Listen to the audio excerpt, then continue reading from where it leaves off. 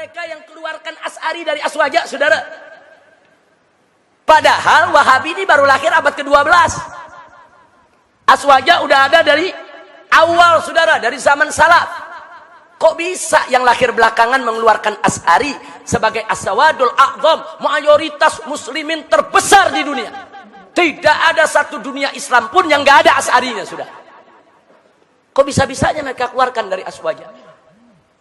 Nah, ini gara-gara sikap ulama Wahabi seperti ini, sengaja atau tidak sengaja, ini menularkan kepada Wahabi yang ada di Indonesia. Mari kita lihat. Saudara, Wahabi Indonesia menghujat Asy'ari.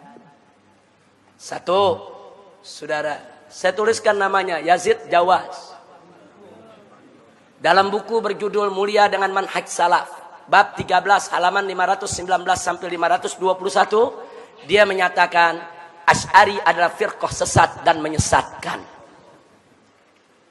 Saya tidak fitnah, ada bukunya, dijual. Dibaca orang, saudara. Baik, yang kedua, kita masukkan lagi, saudara. Abdul Hakim Abdad. Saudara, dalam buku Risalah Bid'ah, bab 19, halaman 295, mengatakan Asy'ari adalah firqah bid'ah. Berani betul dia membid'ahkan kaum Asy'ari, saudara. Asy'ari ini mayoritas terbesar di dunia, saudara. Baik, yang ketiga, kita lihat, saudara, yaitu Hartono Ahmad Jaiz. Dalam buku Bila Kiai Dipertuhankan, halaman 165 sampai 166. Dia mengatakan Asy'ari bukan ahlus sunnah yang dibawa imam yang 4. Dia tulis, ada dalam bukunya. Saya tanya, ini hujatan bukan buat Asy'ari? Hujatan. Kita dianggap bukan ahlus sunnah. Bahkan dianggap sesat, ahli bid'ah. Kemudian yang keempat, Mahrus Ali, ngaku mantan pengurus NU, saudara. Dia mengarang lebih dari 10 buku. Isi bukunya, saudara, menghantam habis amaliyah kaum Asy'ariyah dari kalangan NU. Jadi mereka sebut tuh yang namanya tabarukan, tawasulan, ziarah kubur, gosidahan, baca nasid-nasid Islami, saudara. Itu semuanya penyakit TBC. T-nya tahayyul, saudara, B-nya bid'ah, C-nya khurafat. Dia kasih istilah. Jadi Asy'ari ini di Indonesia, ini sudah mengidap penyakit TBC. Nah, penyakit TBC itu penyakit tahayyul, penyakit bid'ah, dan penyakit khurafat. Ada dalam bukunya. Saya beli bukunya, saudara. Ada 11 buku yang saya beli, karangan dia. Saya baca semua. Cuman jangan saya baca, nanti saya dituduh Wahabi ya. Baca aja kan boleh untuk mempelajari. Baik, kita punya. Ini bukunya semua, ini yang kita tuliskan di sini kita punya. Saya nggak berani tuliskan di sini kalau saya nggak punya, saudara. Nanti begitu dituntut, mana bukunya? Saya nggak punya. Ini bukunya semua ada di perpustakaan kita di MS, saudara, Megamendung. Sebagian ada di sini. Baik, yang kelima, Firanda Andirja. Yang keenam, Khalid. Yang ketujuh, Bawazir. Yang kedelapan, Riyad Bajri. Ini semua bisa kita dapatkan dalam YouTube. Nah, Anda nggak perlu repot-repot beli. Buka YouTube ketemu. Tulis saja namanya ketemu, saudara. Nah, sekarang apa yang dilakukan Firanda Andirja? Menghantam habis tokoh Asy'ari yang sangat dihormati di Indonesia, yaitu ulama besar dari Mekah, seorang Sayyid, seorang Syarif, Abuya Sayyid Muhammad bin Alwi Al-Maliki. Dia hantam habis, saudara. Dia tentang semua, bahkan soal cium tangan dia musyrikan, saudara. Silakan dengarkan ceramahnya di YouTube, saudara. Nah, baik. Nah, ini yang baru-baru ini ramai menggugat Sayyiduna dan Minal Aidin. Urusan Minal Aidin yang banyak diamalkan kaum Asy'ari di Indonesia digugat-gugat. Minal Aidin bid'ah lah, enggak nyunnah lah, saudara. Nah, kemudian disindir-sindir, apa tuh Minal Aidin? Selamat kembali. Kembali dari apa? Mesti disebutin dong. Kembali dari Jakarta, kembali dari Surabaya.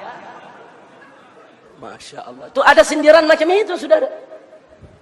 Nah, jadi sekali lagi hal yang nggak penting, saudara. Mereka korek. Akhirnya timbul perdebatan di mana-mana dan bisa mengantarkan kepada perpecahan. Jadi sekali lagi hal yang nggak penting, saudara. Mereka korek akhirnya timbul perdebatan di mana-mana dan bisa mengantarkan kepada perpecahan.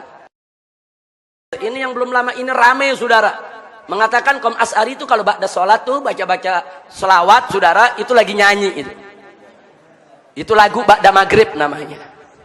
Masya Allah, kenapa usil? Kalau mereka nggak mau zikir bersama, ya nggak usah zikir bersama, nggak usah usil dengan amaliyah saudaranya. Orang NU yang baca selawatan, saudara, orang-orang Asy'ari yang baca-baca qasidah, nggak usah usil. Nah kemudian Riyad Bajri, saudara, oh ini paling ekstrim lagi nih. Nah, dia kata demo siapapun sesat dan halal darahnya. Bahkan dalam rekaman lainnya dia katakan apa? Kita ini dituduh Wahabi, hajar itu yang menuduh kita. Jangan datangi itu, ngapain kita datangi itu kiai-kiai mereka? Kita hajar habis mereka. Ini termasuk wala dan barra. Jadi artinya kalau ada orang mendatangi Kiai Asy'ari, berarti dia nggak punya barra, nggak punya wala kepada tauhid. Silakan dengarkan, saudara. Jadi saya tidak memfitnah, saya tidak menuduh, saudara. Ini fakta semua ada. Nah, jadi kalau memang saudara-saudara saya di Wahabi yang baik, yang santun, yang selama ini dekat dengan saya, tidak mau saya mengkanter persoalan-persoalan seperti ini, tolong nasihati mereka ini. Nasihati saudara-saudara mereka. Jangan mentang-mentang kita diam, mereka terus menindas kita. Jangan, bukan mereka aja yang hafal Quran, bukan mereka aja yang hafal hadis, bukan mereka saja yang tahu tafsir, bukan. Ahlus sunnah wal jamaah, ini gudang ulama, gudang ahli tafsir, gudang ahli hadis, gudang ahli usul, gudang ahli akidah. Mau yang mana ahlinya? Kita sediakan, saudara. Jangan. Jadi kalau nggak mau buat kita marah, tolong mereka ini direda. Suruh jangan bikin pernyataan yang mecah belah umat. Saya mau tanya, saudara, ini kalau pernyataan begini lama-lama Asy'ari tersinggung tidak? Lama-lama marah tidak? Kalau marah bisa jadi konflik tidak? Saya mau tanya, kalau begini caranya lama-lama Wahabi bisa diganyang tidak? Bisa diperangi tidak? Itu yang kita tidak mau terjadi, saudara. Biarkan perpecahan yang terjadi di Syria, yang terjadi di Irak, yang terjadi di Libya, yang terjadi di Yaman, tidak boleh terjadi di Indonesia.